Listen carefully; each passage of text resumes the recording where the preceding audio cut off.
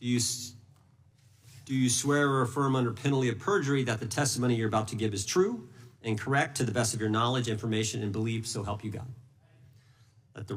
In May, Attorney General Bondi reportedly told Trump that his name had indeed appeared multiple times throughout the Epstein files. And not long thereafter, in July, you and the Attorney General released a memo claiming that, quote, no further disclosure would be appropriate or warranted. In a few short months, how did you go from being a crusader for accountability and transparency for the Epstein files to being a part of the conspiracy and cover-up? The answer is simple.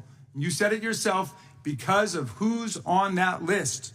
Dr. Patel, before you joined the FBI, you railed against it for covering up Jeffrey. That's what we're working with. Oh, wait, have you released all of the stuff that the FBI has seized from Epstein's house? The computers, the emails, the file cabinets, the documents? What about the financial records? Have you released all of that? Everything the court has allowed us to Which release. court are you talking about? 3 separate federal courts have come in and said... We're talking about the evidence you've got. It's got nothing to do with what those courts have. Do you have any idea how the law works? Wait. Do you want me to break the law in a federal judge's order? No, I want you to follow your own word, Director Patel. You said up there it was under the direct control of the FBI director. He had the black book. Everything I have direct control over, we have gone to court. You haven't. Complete your sentence. Everything. Clear, how many of the Epstein files were released in the 4 years of the Biden administration? 0.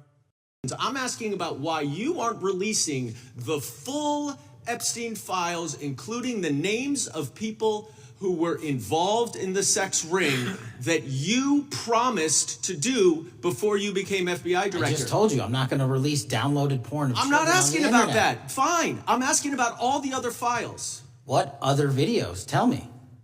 Tell me. That's what I'm asking. Tell me. You're saying there are no videos that would be relevant to anyone else involved in the Jeffrey Epstein sex ring. Pursuant to Mr. Acosta's collection of information based on the search warrants. That's all we have in our possession. And I'm asking you, that stuff. That's all we got. I'm not asking all you got. I'm asking you, in that stuff, there's nothing that's related to to any other sex traffic, any other people engaged with Epstein in underage sex. That's correct. To my knowledge, no. Okay.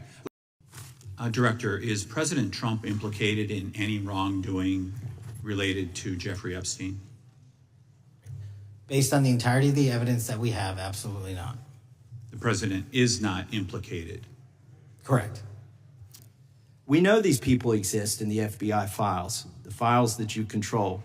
I don't know exactly who they are, but the FBI does. Have you launched any investigations into any of these people, and have you seen these 302 documents?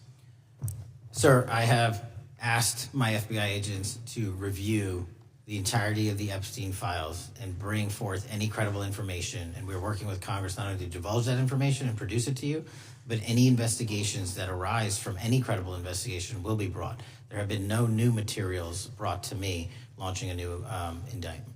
Will you meet with the victims as well? The FBI will meet with anyone who has new information. Will you personally meet with them? The FBI and the professionals who are handling the cases will.